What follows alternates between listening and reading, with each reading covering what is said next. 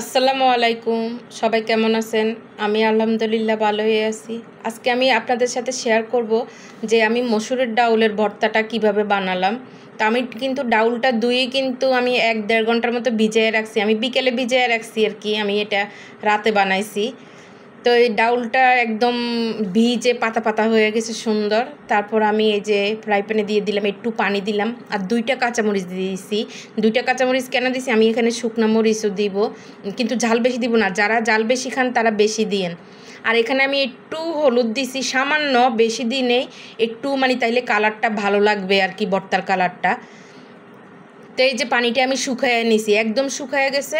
শুকায় যাওয়ার পরও কিন্তু আমি এই চুলাটা একদম ডিম করে রাখছি, একদম লো আঁচে করে রাখছি, একদম যে ডাউলটা যেন একদম জুড়া জুড়া হয়ে যায়, যে সুন্দর হয়ে গেছে, একদম একটু পানি নেই, একদম ঝরঝরা হয়ে গেছে সুন্দর। এই ভর্তাটা খেতে অনেক অসাধারণ মজা লাগে। তা আমি এই ভর্তাটা আজকে কাঁচা পেঁয়াজ দিয়ে করবো, কারণ কাঁচা পেঁয়াজের ভর্তা কিন্তু অনেক মজা। সব ভর্তাতে কিন্তু আবার পেঁয়াজ যে বেরেস্তা করে দিলে মজা হয় না। আমি এখানে এই যে পেঁয়াজ কুচি নিছি, শুকনা মরিচ ৩টা নিছি, আমরা যেরকম চাল খাই ওরকম, আর কাঁচামরিচ 2টা দিছি, আর ধনিয়া পাতা দিছি। এবার আমি এই যে শুকনো মরিচটা করবো, আমার এখনও কিন্তু হাত জ্বলতেছে। আর আমি খাওয়ার পরে আর কি বয়সটা দিছি। ভর্তাটা খুবই মজা হয়েছে, অনেক দিন পর আর কি ডাউল ভর্তাটা করলাম।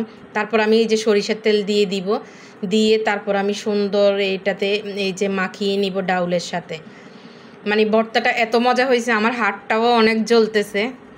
তো সবাই ভিডিওটা কেমন লাগলো কমেন্টের মাধ্যমে জানাবেন। আমার পেজটা একটু ফলো শেয়ার করে দিবেন, একটু সবাই একটু সাপোর্ট করবেন, তাহলে আমি এত দূর আগায় যেতে পারবো। ইতিমধ্যে আপনাদের সাথে আর কি আজকে শেয়ার করি, আমার ফেসবুকে আর কি মোটামুটি ভালো, মানে প্রথম পেমেন্ট উঠানোর মতো আমার ডলার জমা হয়েছে আর কি। $100 উপরে আমার জমা হয়ে গেছে। তো এখনও প্রসেসিং হয়নি, হয়ে তারপর আর কি এটা ব্যাংকে আসবে।